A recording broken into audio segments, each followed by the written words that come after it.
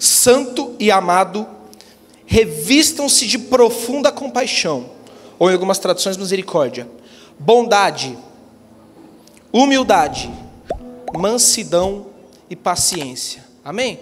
Feche seus olhos, vamos orar. Pai, obrigado por tudo que o Senhor já tem feito aqui neste culto, Jesus. Obrigado pela bênção que foi esse momento de louvor, de adoração, de oração. Obrigado porque nós já sentimos da Tua presença. Obrigado porque nós já sentimos o Teu fluir, nós já fomos tocados por Ti. Mas, Senhor, nós somos gratos, mas nós queremos mais, Jesus. Nós queremos compartilhar um coração de quem tem mais fome, de quem tem mais sede por Ti, Jesus. Eu oro nesse momento repreendendo todo espírito contrário que possa se levantar contra essa palavra que será ministrada, Senhor. Eu oro para que o meu coração e o coração dos meus irmãos estejam guardados em Ti, Senhor. Abra os olhos do nosso entendimento, nos traz discernimento, nos traz revelação do Cristo que está na palavra, Jesus. Senhor, a Tua palavra não é algo teórico, não é um manual de instruções, mas é o próprio Cristo vivo.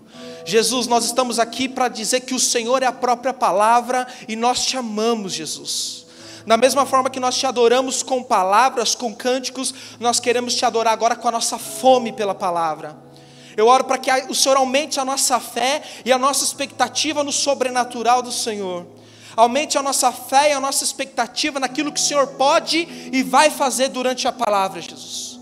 Eu oro que durante a palavra o Senhor já venha operando cura, Jesus. Eu peço para que o Senhor venha fluir com liberdade, que os irmãos se sintam em liberdade durante essa palavra, Senhor. Eu oro para que todo peso vá embora, para que toda condenação vá embora agora, em nome de Jesus. Todo espírito de acusação vá embora. Eu declaro toda condenação dando lugar à paz e ao amor de Cristo. Em nome de Jesus, já vem operando cura, Senhor. Que toda ansiedade vá embora, toda depressão. Oh, Espírito Santo, nós Te amamos. Irmão, quero te convidar, você baixinho mesmo do seu lugar, você abrir a sua boca e começar a falar aquilo que está no seu coração. O motivo qual te trouxe a este culto.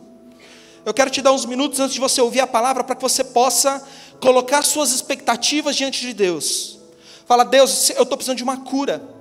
Eu vim aqui porque eu estou tendo crise de ansiedade. Eu sinto que tem pessoas que vieram nesse culto hoje porque essa semana você falou desse jeito. Não é possível. Um dia eu acordo empolgado, mas no dia que eu estou empolgado me dá crise de ansiedade. No outro dia eu acordo depressivo. E você está vivendo um ciclo onde um dia você acorda ansioso, outro dia você acorda depressivo, você não está mais aguentando viver desse jeito. E você veio aqui buscando uma resposta. Deus está te falando que Ele é o príncipe da paz.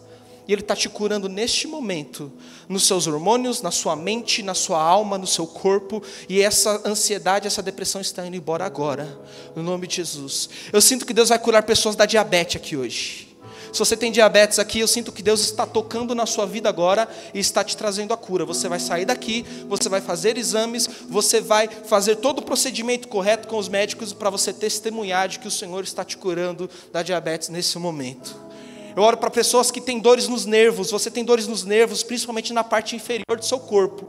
E às vezes você amanhece travado, você amanhece sem conseguir andar direito. E você às vezes sai andando, você vai para o trabalho mancando. E tem gente até no trabalho que tira sarro de você. Nesse momento Deus está te curando agora.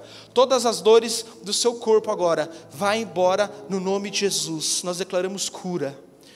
Eu quero te dar liberdade, irmão, para que durante a palavra você interaja com o Espírito Santo.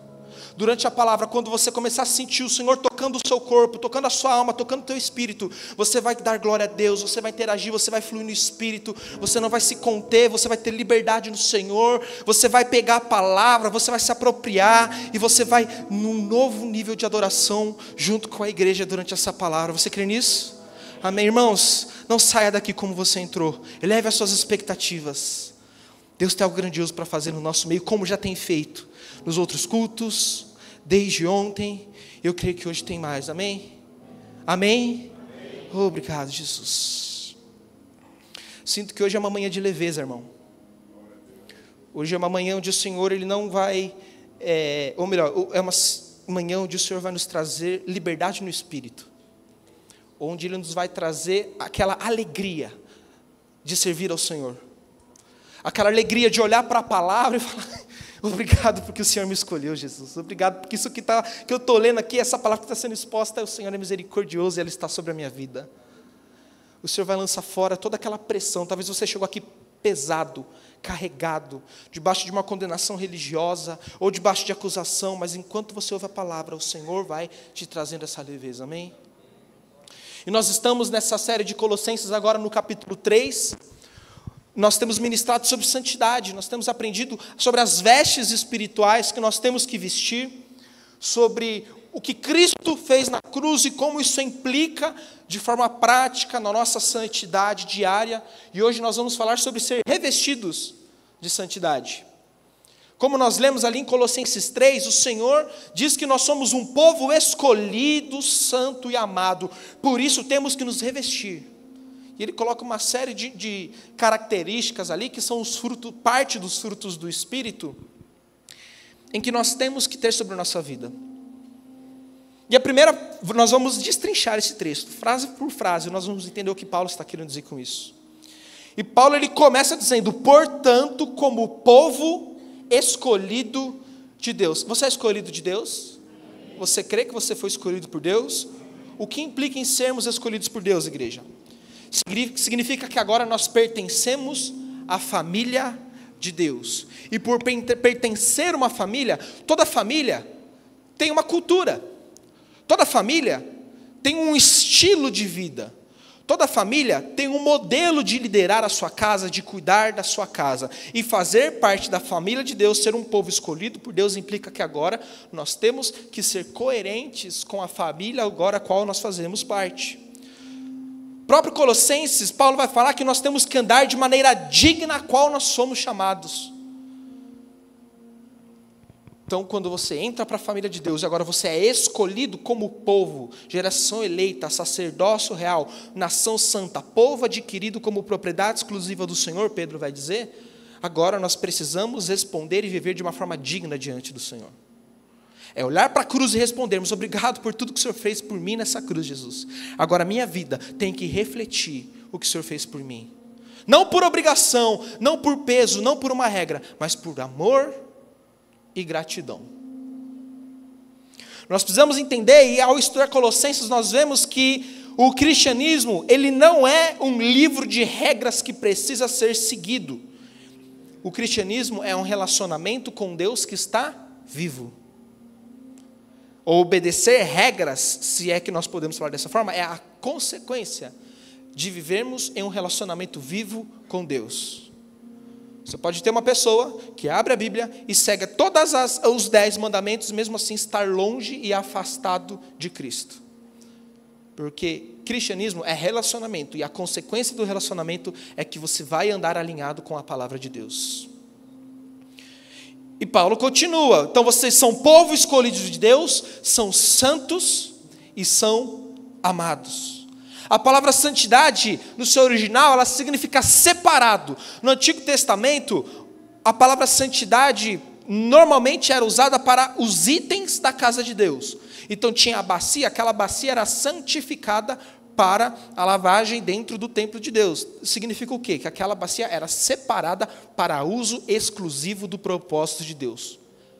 Normalmente, e está certo, quando nós falamos de santidade, nós estamos falando de pureza, e está correto, amém? Mas um nível além disso, de santidade, é não apenas pureza, mas é estarmos separados para o uso exclusivo do Senhor. Quando a Bíblia diz que você é santo, ela está dizendo que você é separado para o uso exclusivo do Senhor. De que se você nasceu por um propósito, você entende que esse propósito está ligado com a vontade de Deus e não mais a sua vontade. Não mais a minha vontade. Porque agora não sou eu, mas Cristo que vive em nós. Amém? Então quando você olha para a palavra e você vê a Bíblia te chamando de santo, você entende, eu sou separado. Eu não ando mais como o mundo anda. Eu não me envolvo mais como o mundo se envolve. Agora eu tenho um propósito diferente do qual quando eu estava no mundo. E algo interessante que esse texto diz é que faz um paralelo lá com 1 João capítulo 4, onde João ele diz que nós só podemos amar porque nós somos amados primeiro. E quando nós pegamos todo esse contexto, o pastor já comentou isso semana passada, mas é importante reafirmar, de que até aqui Colossenses era uma carta onde apontava do relacionamento com o homem e Deus. O homem e Deus, o homem e Deus. A partir de agora, ele começa a falar do relacionamento do homem com o próximo, com o outro, com o irmão, com a igreja e com o perdido. E para então nos relacionarmos da maneira correta com o próximo, esse texto de 1 João é importante, porque eu só posso amar se eu primeiro fui amado. Então, agora, eu só posso expressar compaixão, bondade, humildade, mansidão e paciência, se primeiro eu vi o Senhor Jesus expressando esses sentimentos para comigo. Se a ordem de Colossenses é para que nós sejamos misericordiosos, você não tem que sair daqui debaixo de condenação. Eu não sou misericordioso, pobre pecador que eu sou. E aí você sai daqui forçando. Agora eu preciso ser misericordioso. O seu coração não é misericordioso, mas você fica forçando a barra. Irmão, vai por outro caminho. Sabe qual que é o caminho? Deus, tenha misericórdia de mim, porque eu não sou misericordioso. Abre a Bíblia. Olha para a sua vida, olha para o seu passado. E comece a pontuar todas as vezes que o Senhor foi misericordioso com você. E quando você começa a ver, quando você começa a contemplar como o Senhor foi misericordioso com você, a única resposta que você consegue dar é começar a ser misericordioso. Então, quando nós listarmos esses pontos, esses frutos do Espírito ao qual nós temos que nos posicionar, não saia daqui tentando fazer isso na força do seu braço. A Bíblia diz que não é por força nem por violência, mas pelo Espírito de Deus. Então, que cada tópico que nós vamos abordar aqui hoje, você venha se colocar diante de Deus e falar: Jesus, eu não sou bondoso, mas o Senhor foi bom comigo. E porque o Senhor foi bom comigo, agora me ajuda a ser bondoso com o próximo. É desse lugar que nós precisamos partir hoje, amém? Porque nós só vamos conseguir fazer com o próximo aquilo que primeiro foi que Jesus fez em nós. E através de nós agora vai começar a ser feito. Então, o primeiro ponto é justamente sermos misericordiosos. Algumas versões falam entranhas e afetos de misericórdia, e outros textos falam de profunda compaixão. Nós já vamos explicar isso. Mas é interessante nós frisarmos que muitas pessoas, muitos cristãos, eles encaram a vida cristã como uma vida de nãos.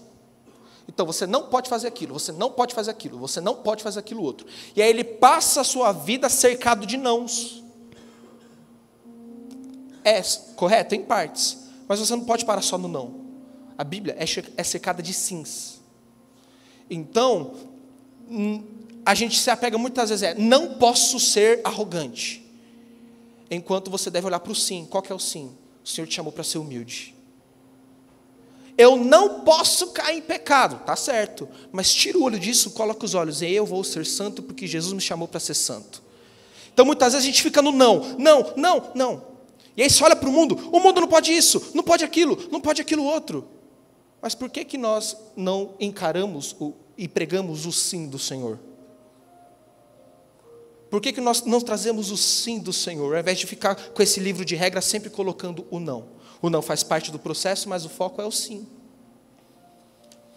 Vou dar um exemplo, não me interpretem errado, vocês vão entender o que eu quero dizer. Muitas vezes a igreja ela levanta uma bandeira. Não, porque casais homoafetivos não podem adotar. E aí fica levantando a bandeira do não. Porque não pode.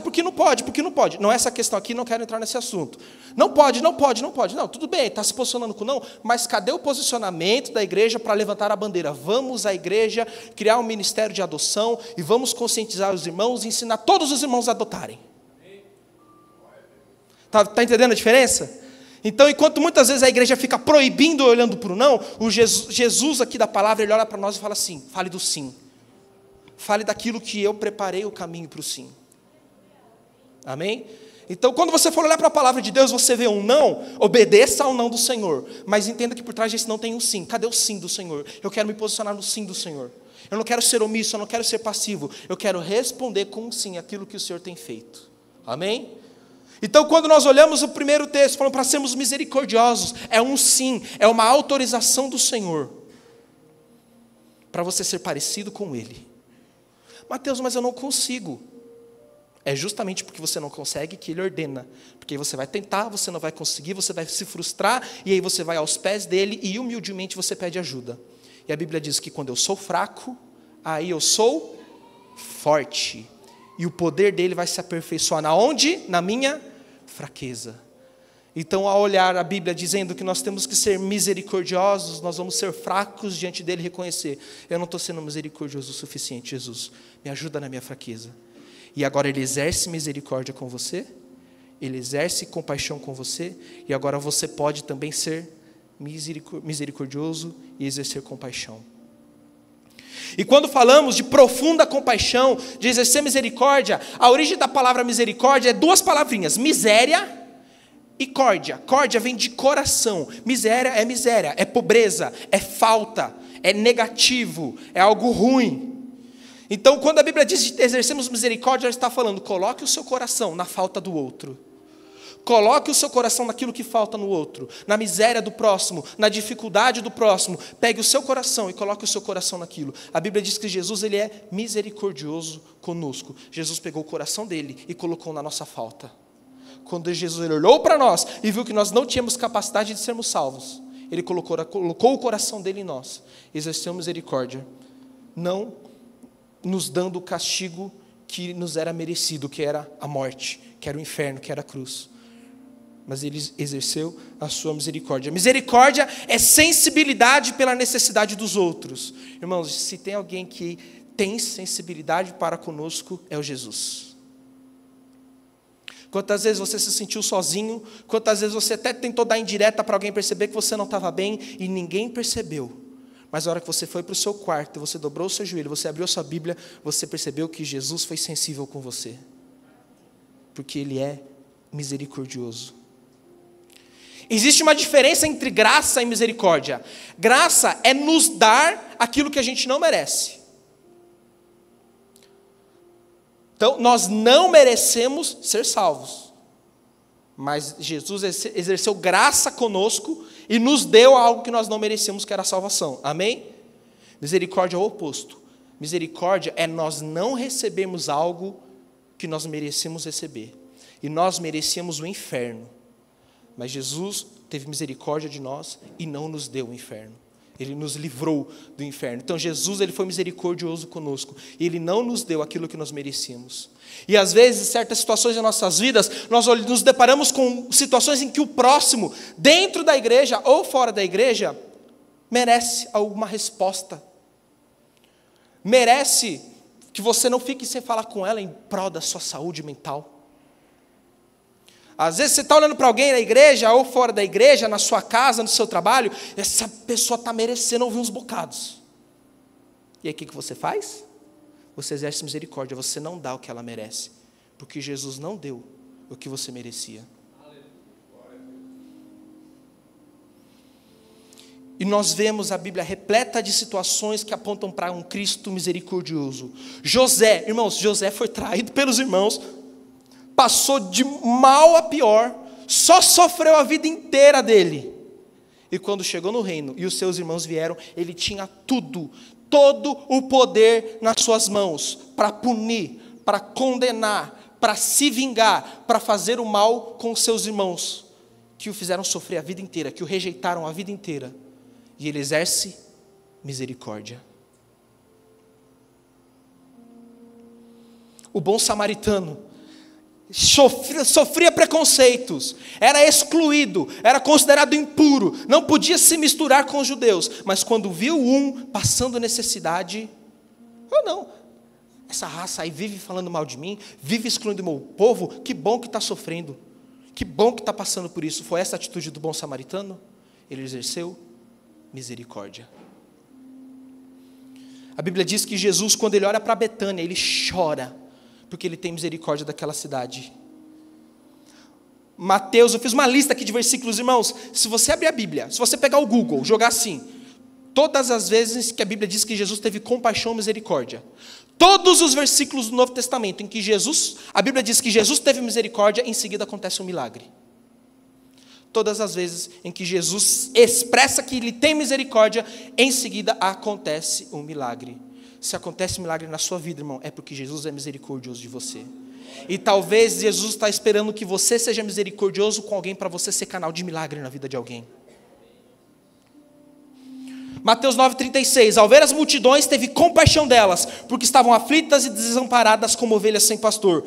Mateus 14,14, quando Jesus saiu do barco e viu uma grande multidão, teve compaixão deles e curou os doentes. Mateus 15,32, Jesus chamou seus discípulos e disse, tenho compaixão dessa multidão.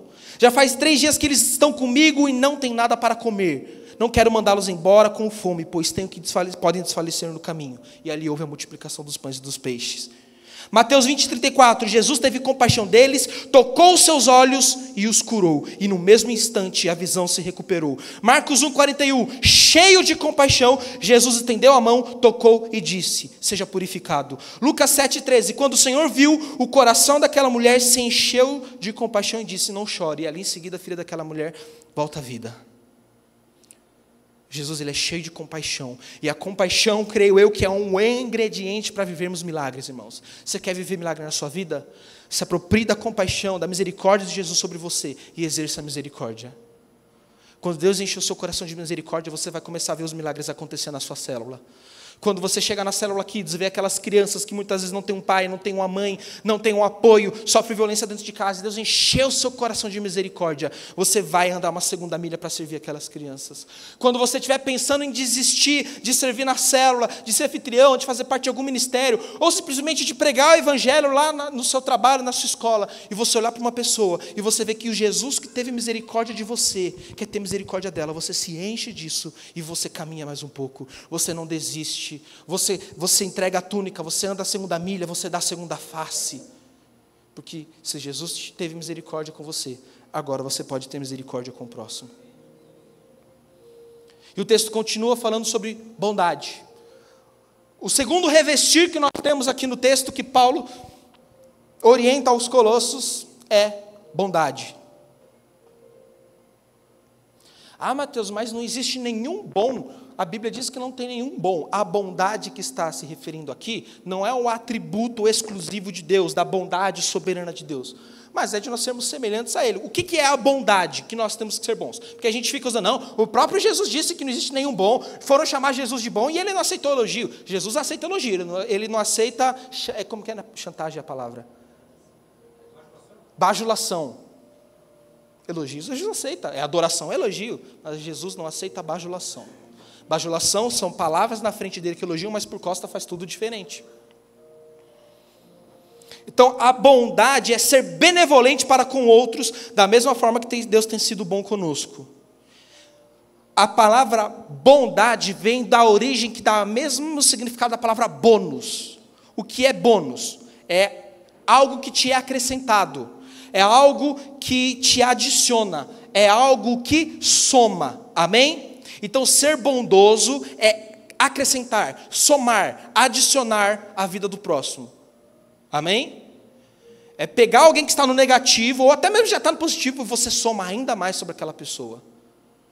Você acrescenta algo sobre a vida da pessoa. É generosidade à necessidade do próximo. É abundância sobre a vida do próximo. Jesus foi bondoso com você, irmão? Jesus tem sido bom com você? Você consegue expressar em que ponto Jesus tem sido bondoso com você, com a família que Ele tem te dado, com livramentos que Ele tem colocado na sua vida, com o emprego que Ele tem te dado, com a célula, com a sua família ao seu redor e, acima de tudo, irmãos, com a salvação? Tem expressão maior de bondade de Deus do que nos salvar? E mais do que nos salvar, tem maior expressão da bondade de Deus de querer andar com aqueles que foram salvos? O cristianismo podia ser uma religião onde você ia fazer o que tinha que fazer para ser salvo, e aí você fica no seu cantinho vivendo a sua vida, e Deus fica lá no cantinho dele, no trono dele. Mas isso não é cristianismo. Além de te salvar, Ele é bom o suficiente para te querer perto dele, para sempre. Essa é a bondade de Deus que é derramado em nossos corações, que é derramado sobre as nossas vidas. O que tem sido acrescentado como bônus na sua vida, como bondade na sua vida? E é bondade em abundância, irmãos. Eu sei que às vezes a gente passa por desertos. Eu sei que às vezes a gente passa por situações difíceis. Eu sei que às vezes é difícil ver essa bondade de forma próxima, palpável. Mas se você está passando por algo assim, talvez você está aqui, Mateus, eu não consigo enxergar a bondade de Deus. Que bom que você está aqui hoje. Porque nós queremos te acolher, nós queremos te abraçar, nós queremos te servir, nós queremos liberar uma palavra sobre a sua vida, de que essa bondade é sobre você. E que independente do que você está passando, vai passar. E você vai enxergar a bondade de Deus. O simples fato de Deus de colocar você aqui hoje. Ah, mas eu que quis vir. Não, a bondade de Deus começa quando Ele trouxe você para cá hoje. Para você conhecer ainda mais do amor dEle. E agora, porque Ele foi bom conosco, nós temos a autorização, a liberdade e a capacitação sobrenatural do Espírito Santo sobre nós, para sermos bons com o próximo. Às vezes aquela pessoa chata, que você já exerceu bondade, mas, não, minha bondade tem limite, já deu já, estou virando bobo já. Se eu continuar exercendo bondade com isso aqui, já não é nem bondade, isso aqui já é ser bobo já. Não tenho sangue de barata. Realmente, você não tem sangue de barata, você tem o sangue do cordeiro. Amém? Então, você não tem sangue de barata. Não vou ficar aturando. Ser bondoso, eu não sou bobo nem nada. Realmente, você não é bobo, você é filho de Deus. Imagine se Jesus tivesse falado isso para você, hein? Rapaz, onde será que a gente estava? Imagine se Jesus usasse conosco os argumentos que nós usamos para não exercer bondade e misericórdia com o próximo. Onde a gente estava hoje? Eu não estou falando que é fácil, porque não é fácil, é impossível. É por isso que Ele nos chama e nos capacita. Uma expressão de bondade na Bíblia, eu nem vou falar de Jesus agora, porque é óbvio, a gente já usou ele como último exemplo, quero usar outros exemplos, é Barnabé. Barnabé investiu em Paulo. Irmãos, Paulo, o assassino, o terrorista da época, Barnabé investiu. Barnabé foi bondoso para com ele. João Marcos, que foi rejeitado porque fugiu, porque negou, porque balanceou ali na fé, depois Barnabé aceitou e andou com ele. Barnabé tinha a fama de ajudar os cristãos pobres de Jerusalém.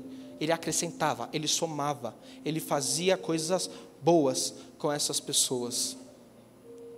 E o interessante é que essa palavra bom, essa palavra bondade, é a mesma palavra usada para descrever o vinho, que com o passar dos anos suavizava e perdia sua aspereza.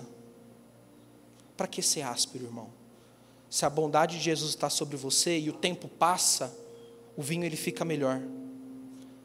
Talvez o tempo está passando, você está vendo muita oportunidade ser perdida. Estou perdendo meu tempo na igreja. Olha quanta oportunidade eu perdi. Olha quanto prazer eu perdi. Só tomo na cabeça. Só levo facada nas costas. Só estou aqui e eu vejo as oportunidades lá fora passando e nada está acontecendo. E aí você vai se tornando áspero. Você vai se tornando com o coração duro. Você vai perdendo a alegria do vinho novo. A Bíblia diz que a bondade, essa palavra bondade, ela é usada para o vinho que perde a aspereza. Tem vinho sobre a sua vida, irmão. Deixa a bondade te amaciar. Deixa o vinho que Deus depositou na sua vida ser um vinho doce, um vinho bom, um vinho que as pessoas têm prazer de sentar na mesa com você, um vinho que as pessoas têm prazer de estarem perto de você. Exerça bondade. Da mesma forma que Jesus exerceu bondade com você. E os irmãos, eu quero te desafiar, quando esse culto acabar, o pastor Edmar vai dar a bênção aqui, e a hora que você sair, você vai sair atrás de uma pessoa e vai agradecer. Olha, eu quero te agradecer porque você é bom comigo. Porque eu lembro daquele dia em que você exerceu misericórdia comigo, você foi bom comigo. Irmãos, eu sou uma prova viva, eu só estou aqui hoje porque essa igreja foi muito boa comigo o dia que eu precisei. Nos dias mais sombrios, nos dias mais solitários, tive uma igreja que foi boa comigo, que foi misericordiosa comigo.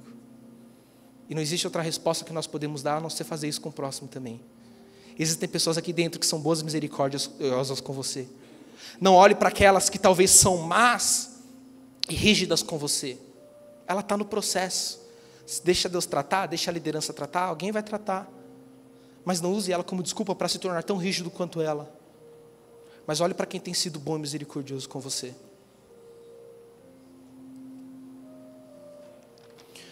E o próximo ponto que Paulo vai tratar é a humildade. Santo Agostinho, ele tem uma frase que ele diz assim, que a humildade é a única característica que você perde quando descobre que a tem. O dia que você fala, cara, eu sou humilde, perdeu a humildade.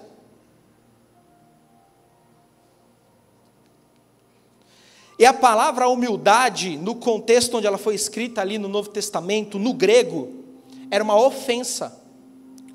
Para o grego, chamar alguém de humilde era xingar todo mundo, a família, a 10ª geração, xingar a pessoa era uma das maiores ofensas. Chamar alguém de humilde, no contexto grego, era uma humilhação, era uma ofensa. Porque era sinônimo de fraqueza, era sinônimo de desprezo. Mas o evangelho, que vai contra a cultura do mundo, redimiu a palavra humilde. E Jesus agora coloca a humilde como uma qualidade. Coloca a humilde como um elogio. Coloca a humildade como algo bom. Porque Jesus, ele é humilde. Porque para ser Deus e se despir da sua glória, se fazer homem e morrer na morte de cruz, tem que ser humilde. Então ser chamado de humilde hoje é ser comparado ao mesmo sentimento que houve em Cristo Jesus, como diz Filipenses. Então, nós vamos na contramão do que o mundo ensina. Enquanto o mundo ensina a ser forte, Jesus nos ensina a sermos fracos, humildes. A humildade é uma correta compreensão de si mesmo, diante de Deus, diante de si mesmo e dos homens. Romanos capítulo 12, verso 3. O Mateus, não está na palavra, mas você conseguir abrir, por favor? Romanos capítulo 12, verso 3. Romanos 12 vai começar falando no verso 1 e no 2 sobre transformarmos a nossa mente, para não nos conformarmos com esse mundo, para desfrutarmos da vontade boa, perfeita e agradável de Deus. E aí ele continua falando, veja, por isso, pela graça que me foi dada, digo a todos vocês, ninguém tenha de si mesmo um conceito mais elevado do que deve ter, mas ao contrário, tenha um conceito equilibrado, de acordo com a medida de fé que Deus lhe concedeu. Então ele veja, não tem um conceito elevado, e aí ele diz, tenha ao contrário. Para nós, o ao contrário de elevado é para baixo. Mas olha o que para Paulo é o ao contrário. É um conceito equilibrado. Porque a falsa humildade, onde você fica, ai, coitadinho de mim, é arrogância e orgulho tanto quanto outra coisa. Humildade é reconhecer quem você realmente é em Cristo. E quem nós somos em Cristo? Nós somos filhos amados. Amém? Nós somos herdeiros. Nós somos a imagem e semelhança do Criador. Amém? Mas nós continuamos sendo um vaso de barro que contém ouro, mas o ouro não tem nada a ver comigo ou com você. É um barro muito amado, mas é barro. É um vaso muito querido, mas é barro. Mas tem ouro dentro. E o ouro é toda a glória de Deus. Porque dele, por ele, para ele são algumas coisas?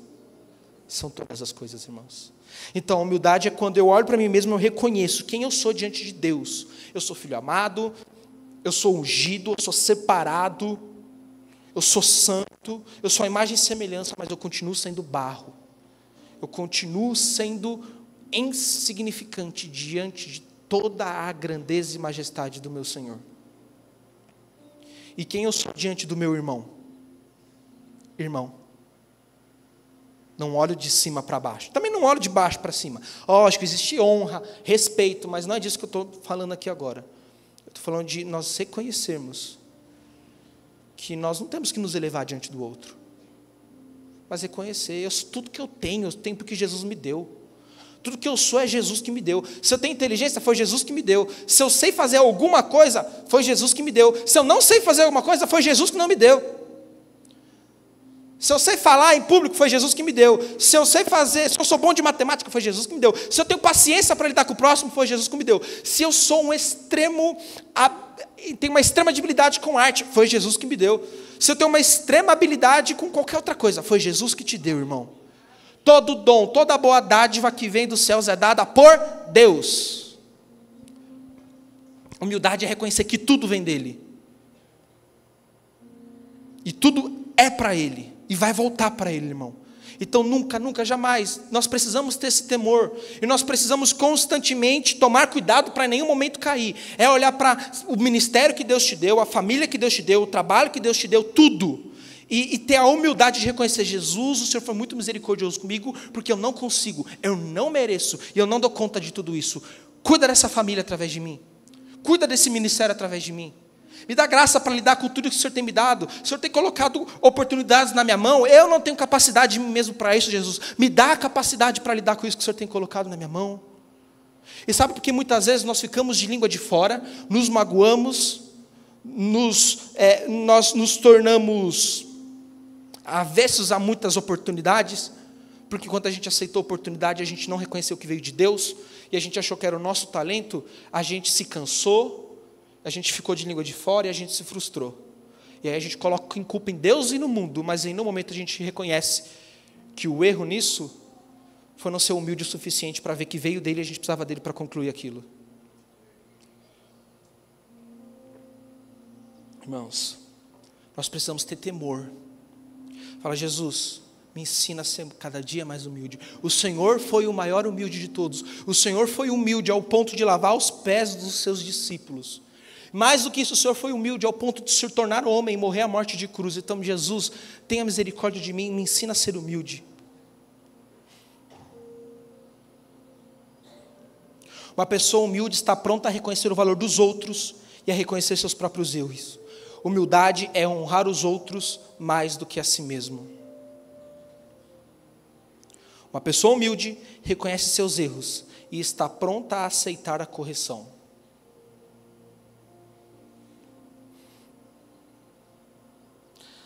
Sabe uma característica de humildade, muitas vezes? É quando você senta para conversar com alguém, e essa pessoa só faz pergunta. Ela não quer te ensinar nada. Ela quer te ouvir, ela quer aprender, ela te faz perguntas. Mas como que é isso? Nossa, mas me ensina isso. Nossa, ela sempre coloca você numa posição de honra, de reconhecimento, de que tem algo para compartilhar e para dar naquele lugar.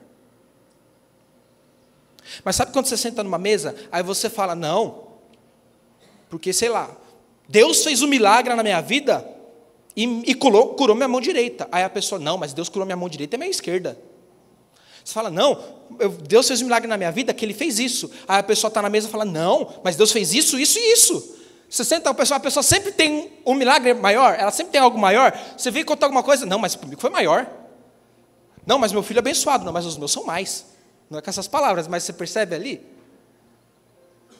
Agora, quando você senta: irmão, quero compartilhar uma bênção. Aí você compartilha a bênção, irmão. Nossa, irmão, que bom, me conta mais. Como foi isso? Nossa, eu quero ouvir mais. E a pessoa te coloca no lugar ali que quer te ouvir, que quer te servir, que quer te abençoar. Humildade é servir. Humildade é dar oportunidade para o outro. Próximo ponto. Mansidão. Muitos confundem mansidão com fraqueza. Mas mansidão não tem nada a ver com fraqueza. Preste atenção. Mansidão é poder sob controle. Irmãos, Jesus, sendo esbofeteado, sendo açoitado, sendo crucificado e zombado. Antes, quando ele estava no Getsêmani, e os soldados perguntaram: quem é Jesus? Ele respondeu: eu sou. A Bíblia diz que quando ele fala eu sou, a palavra eu sou tem tanto poder que aqueles soldados caem de costa com o tamanho poder que havia em Jesus. Olha o nível de poder que há em Jesus. Ele simplesmente falou: eu sou. Pum, os soldados caíram. Aí se levantaram, foram lá, prenderam Jesus. Horas depois, Jesus apanhando, levando chicoteada, sendo levado à cruz, na maior humilhação, nu naquela cruz, sendo zombado, uma palavra, e ele poderia acabar com todos aqueles soldados, com Roma inteira, ele poderia acabar com uma palavra.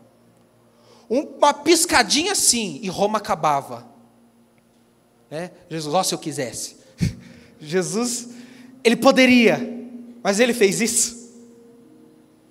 Jesus era manso, ele tinha poder sob controle.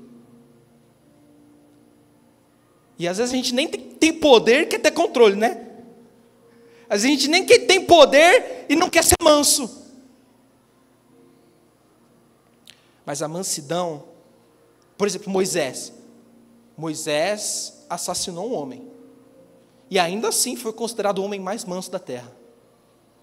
Se teve jeito para Moisés, irmão, tem jeito para mim e para você. Pode ter certeza.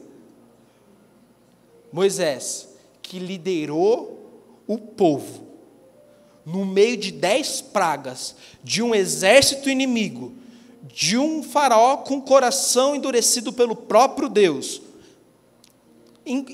encurralado num mar. Deus, o que eu faço? O que você clama a mim? Diga ao povo que marche. Olha a força de Moisés. Era o homem mais manso da terra.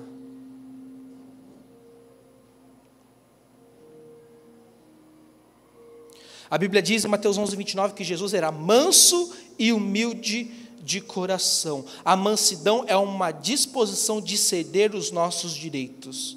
É uma pessoa que está pronta para sofrer danos ao invés de causar danos. Então, ela tem a faca e o queijo na mão. Ela tem o segredo daquela pessoa na palma da mão dela. Ela tem a falha da pessoa na mão dela para esfregar na cara do outro. O que ela faz? Ela não faz. Porque mansidão é ter poder, mas é ter controle. Nossa. Aquela pessoa precisa ver umas boas verdades. Sim, ela vai ver a verdade da palavra de Deus. Não a verdade que você acha que é verdade, está lá na sua garganta porque você está magoado com ela. Se você precisa falar algumas boas verdades para alguém, essa verdade que você tem que falar, são as boas verdades que você tem que falar para essa pessoa. Porque isso é mansidão. É ter controle. É resolver pelo caminho certo.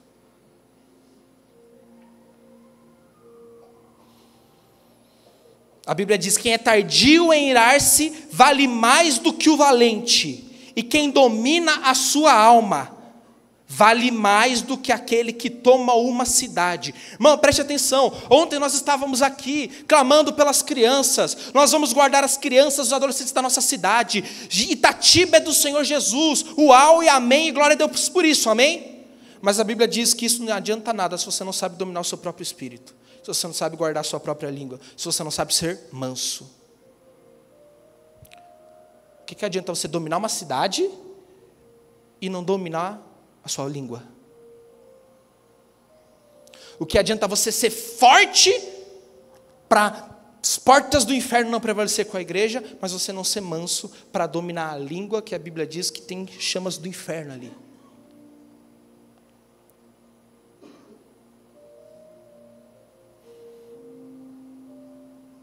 Esses dias eu vi um vídeo no Instagram, você deve ter visto.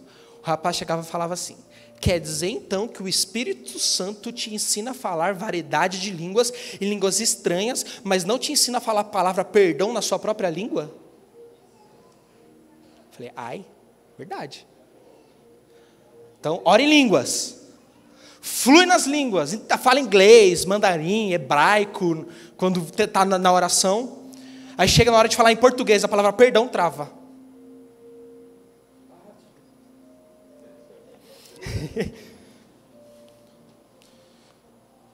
A palavra mansidão, ela é usada para descrever o vento que abrandava, uma brisa suave.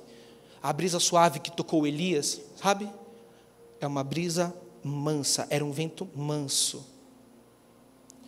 Também era uma palavra usada para descrever o remédio que curava.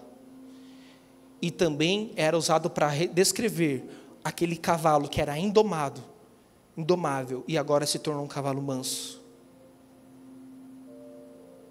E olha que interessante, a palavra mansidão ela é usada para o vento, que pode ser tanto um furacão, mas é uma brisa suave. Ela é usada para um remédio, que na dose errada pode ser um veneno e matar alguém, mas na dose certa traz cura. E a mansidão é usada para a palavra deste cavalo, que pode ser um cavalo indomável e selvagem, forte e poderoso, mas pode ser um cavalo que vai ser uma ferramenta na mão de um cavaleiro numa guerra. Mansidão é poder sobre controle. Sabe por que muitas vezes você pede poder de Deus, você pede autoridade, você pede influência, você pede ferramentas, você pede oportunidade, mas Deus não te dá? Porque Ele sabe que se você der, você não tem controle para exercer aquilo que isso que você está pedindo necessita. Porque Ele sabe que isso vai te fazer mal. Porque Ele sabe que você não tem mansidão suficiente para lidar com aquele poder. E quinto, para acabar, se o louvor pudesse subir, por favor. O texto termina falando de longanimidade. Algumas traduções, esperança. Mas por que eu prefiro colocar aqui longanimidade? Porque a esperança está dentro da longanimidade. Paciência. Perdão, não é esperança, é paciência. A paciência está dentro da longanimidade. Sabe por quê? Porque você pode ser paciente por um tempo e depois perder a paciência. Mas o longânimo é a habilidade de manter a paciência por longo prazo. É um longo ânimo. A longanimidade é a habilidade de manter tudo isso que nós falamos aqui, mas principalmente a paciência por um longo período. O que adianta ser bom, misericordioso, humilde e manso na hora do culto? E a segunda-feira, lá em casa, com o filho que está aprontando, com o marido que está deixando a toalha molhada em cima da cama, com o patrão que está pedindo demanda de última hora, te xingando por um problema que não é seu. Nessa hora você consegue manter tudo isso por um longo tempo, com um longo ânimo. Jesus, ele foi longânimo. Deus nasceu numa manjedoura, se submeteu como um bebê que precisava ter a fralda trocada, precisou aprender a falar, precisou aprender a andar. Consegue imaginar Deus? Olha para um bebê, olha para todas as caquinhas que um bebê faz, olha para toda fragilidade e dependência que um bebê tem. Deus passou por isso. O Deus que criou céu e terra, todo-poderoso, por alguns anos precisou ser carregado no colo, porque nem andar conseguia andar. Parou para pensar nisso? Deus, o Criador dos céus e da terra, todo-poderoso, precisou ter a caquinha limpada quando era bebê, porque ele não sabia se limpar sozinho. Você parou para pensar nisso? Eu estou falando de Deus. E ele não acelerou o tempo, não. Apertou lá no 2x, igual você faz no WhatsApp, e viveu do zero até voltar para a glória em velocidade rápida. Não, ele passou por todo o processo, ano a ano, dia após dia. O Deus que escreveu a Torá, que escreveu toda a sua palavra inspirada através de homens, se submeteu a líderes religiosos, e alguns provavelmente fariseus corrompidos, e aprendeu a lei que ele escreveu com esses líderes. E aí ele cresceu, dos 12 aos 30 em silêncio. E ali com 30 começou a exercer o seu ministério. Ele foi longânimo. Imagine Jesus com 12 anos, Deus não vai dar conta não, acelera aí, ó. Era com 30, vamos começar com 15 que eu já estou pronto. Não aguento mais não, esse povo aqui é muito chato. Você já imaginou Jesus fazendo isso? Não vejo a hora da célula acabar, que esse povo que dá célula é insuportável. Só vou porque eu gosto do meu líder. Imagina Jesus fazendo isso? Longânimo, ele suportou com constância e por um longo período de tempo. Presta atenção, quero te contar uma coisa sobre João Batista. Talvez você está aqui, você fala assim, não, Mateus está falando tudo isso daí, mas eu sou João Batista. Eu falo mesmo, está na Bíblia. João Batista está na Bíblia. Eu sou meu temperamento. Deus não muda temperamento. Estou entendendo tudo que o Mateus está falando, mas eu sou João Batista, eu falo mesmo. Arrependei-vos, raça de víboras. Amém, irmão? Você quer ser João Batista, você tem liberdade. Você também tem a opção de ser João, o apóstolo do amor. João Batista foi desse jeito e terminou com a cabeça numa bandeja de prata. João, o apóstolo do amor, terminou com a cabeça no peito de Jesus. A escolha é sua. A escolha final é sua. Amém? Os dois estão ali na Bíblia. O desfecho deles foram um pouco diferentes, né, pastor Edmar? Então agora a escolha é sua. Se você quer assumir as vestes de santidade que nós colocamos aqui, e você vem diante de Jesus com humildade. Jesus, eu não dou conta de ser bom. Jesus, eu não dou conta de ser humilde. Jesus, eu não dou conta de andar a segunda milha. Eu não dou conta de fazer nada disso, Jesus. Tem misericórdia de mim. Sabe o que vai acontecer aqui quando você fizer isso? O Senhor vai te lembrar. A Bíblia diz, lembra-te daquilo que te traz esperança. O Senhor vai te lembrar de todas as vezes em que foram humildes com você, em que Jesus foi humilde com você, e ali você vai se encher para ser humilde, cheio do Espírito Santo para ser humilde. Se você chegar aqui e clamar, Deus, eu não consigo ter compaixão, me ajuda, o que vai acontecer? Jesus vai te lembrar de todas as vezes que ele e os irmãos foram cheios de compaixão com você, e você vai ser cheio do Espírito Santo para exercer compaixão, com a bondade, com cada um desses itens que nós colocamos aqui. Essa é uma manhã onde nós vamos nos humilhar diante de Deus, reconhecer a nossa fraqueza, e pedir para Ele nos encher, e nos lembrar de todas as vezes que nós recebemos isso de alguém ou do próprio Senhor, e você vai sair daqui com essa veste, e você vai ser humilde, você vai ser santo, você vai ter essas vestes de santidade, você vai ser revestido de todas essas características que nós colocamos aqui, não porque você é bom, não porque você tem força, não porque você consegue, mas porque você se humilhou, e reconheceu que precisa de Jesus para isso. Nós precisamos gastar todos os nossos dias diante desse Deus, irmão. E não é sobre performance, sobre o quanto nós fazemos ou quanto sobre nós entregamos, mas é sobre o quanto nós gastamos a nossa vida, reconhecendo que é Ele, Ele é tudo, Ele é tudo, Ele é tudo. E nós não somos nada, e nós precisamos dessa humildade. Feche seus olhos por um momento, sentado mesmo. Curva a sua cabeça.